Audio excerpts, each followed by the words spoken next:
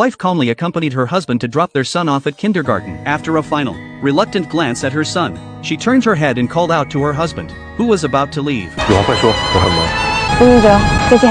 At that moment, the husband still didn't understand that this last goodbye from his wife meant they would never see each other again. In fact, the woman had completely lost hope in her husband. In her previous life, the woman had become seriously ill at a young age due to excessive work and exhaustion, and before she died, she felt no regret. After all, she had helped her husband to develop the company into a Fortune 500 company. She also worked hard to raise her son to become a college graduate, but he could never have imagined that at the moment of his death, his son, whom he had cherished all his life, dragged his teacher to the hospital room to celebrate, because that way, the teacher could always be with his father. When the woman learned of this, she was completely shocked. It was only then that she realized that her bad husband had an ex-girlfriend, and her whole life had been like a joke. She had been so deceived by them. Angry, the woman died on the spot. In her second life, after learning the truth, the woman didn't hesitate for a second and went straight to the civil registry office to apply for a forced divorce from her husband. According to the rules, a forced divorce comes with a 30-day cooling-off period. Once those 30 days passed, she could finally say goodbye to the bad husband and start her new life. When the woman left the civil registry office,